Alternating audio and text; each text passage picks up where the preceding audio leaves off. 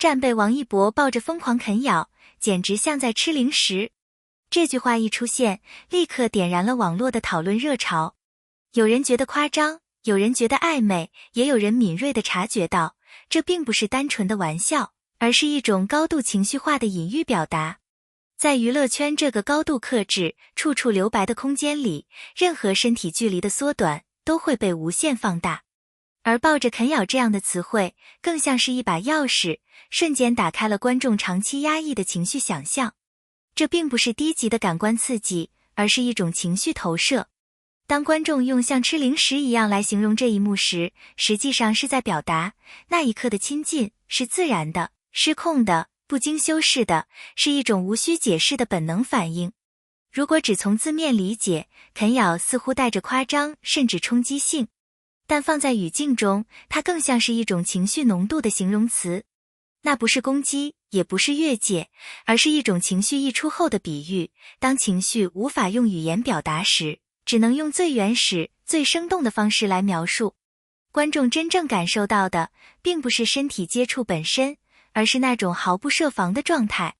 那一刻的靠近，仿佛忘记了镜头，忘记了规则，忘记了身份，只剩下纯粹的情绪流动。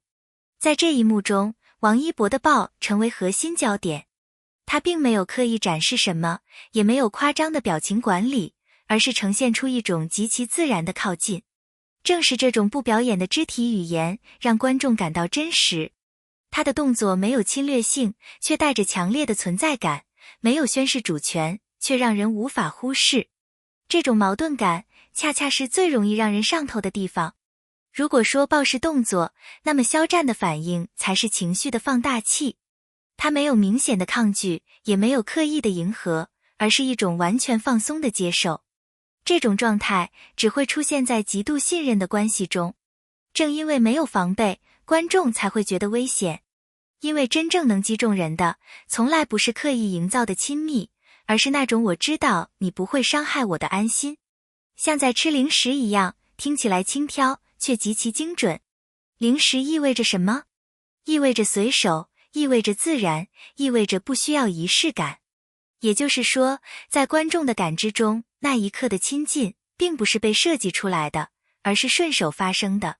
这种随意反而比郑重其事更有冲击力，因为它暗示着这样的靠近是习以为常的。真正让人反复回看、反复讨论的，往往不是正片，而是镜头之外的残影。一个停顿，一个呼吸节奏的变化，一个下意识的靠近，都会被无限拆解。观众并不是在寻找证据，而是在确认自己的感受，那一刻真的不像演的。在高度自律、形象管理严苛的娱乐环境中，任何一点失控都会显得异常珍贵。正因为平时太克制，那一瞬间的情绪外溢才显得格外真实。这种真实不需要解释，也无法复制。很多人争论这句话是否过火，但真正重要的不是措辞，而是它引发的共情。观众之所以愿意讨论，是因为他们在那一刻看见了一种久违的真诚。解读不是造谣，而是情绪的回声。王一博的冷静、内敛与肖战的温和、开放，在这一刻形成了奇妙的平衡。一个收，一个放，一个稳，一个柔。正是这种互补，让简单的动作被赋予了层次。因为情绪本身不需要被澄清，你可以否认动机，却无法否认感受。那一刻的氛围已经独立存在于观众的记忆中，不是动作，不是词汇，而是那种不用解释的默契。当两个人站在一起，就已经说完了所有话。也许正因为没有答案，这一幕才会被反复提起。留白不是空缺，而是邀请观众用自己的情绪去补全。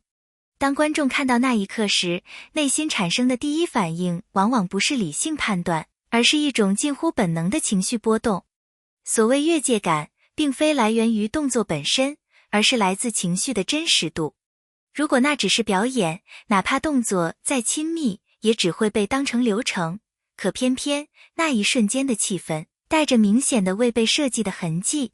人们之所以会觉得过界，是因为他们感受到了某种不该被轻易看见的亲密，不是身体，而是心理层面的靠近。那是一种无需语言、无需确认的默契状态。正因为这种状态通常只存在于私密关系中，当它突然出现在公众视野里，就会引发强烈的情绪震荡。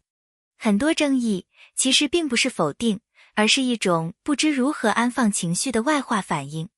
观众并非想要证明什么，而是在努力理解为什么那一刻会让自己如此在意。真正让这一幕持续发酵的，并不是那几秒钟的画面，而是它所承载的可能性。可能性意味着不确定、未被定义、未被解释。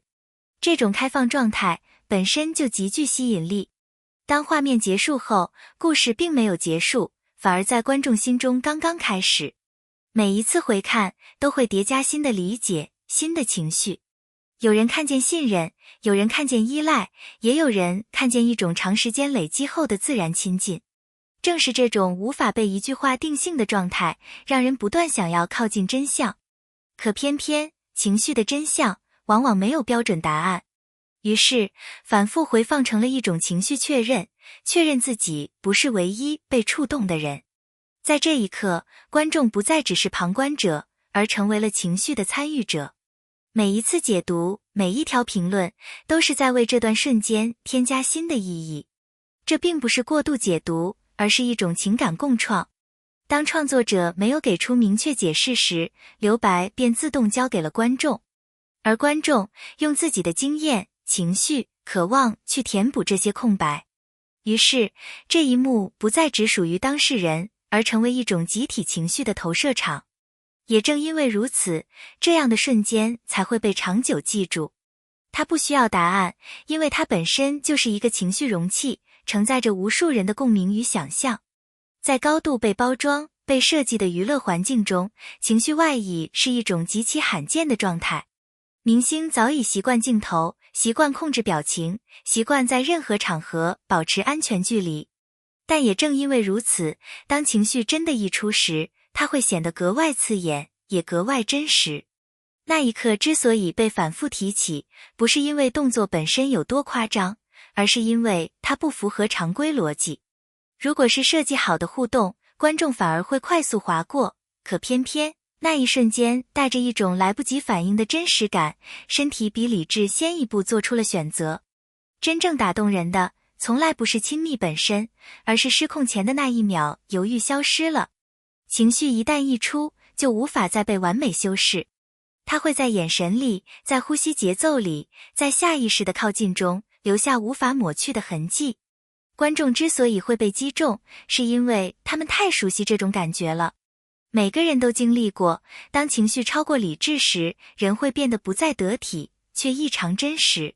而这种真实，正是娱乐工业中最稀缺的东西。在争议出现后，最常见的现象就是解释。解释动作，解释关系，解释动机。但问题在于，情绪是不接受解释的。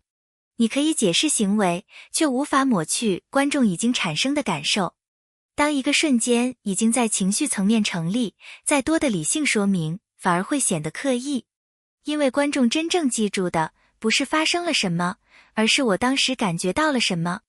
越是试图用语言框定那一刻，就越容易暴露一个事实，那一刻本就不该被框定。它之所以有力量，正是因为它游离在定义之外。所以，解释在这里变得多余，不是因为它错误，而是因为它来得太晚。情绪已经先一步抵达，而情绪从来不讲逻辑。也正因为如此，这样的瞬间才会被不断提起。不是为了求证，而是为了确认那一刻的触动并非错觉。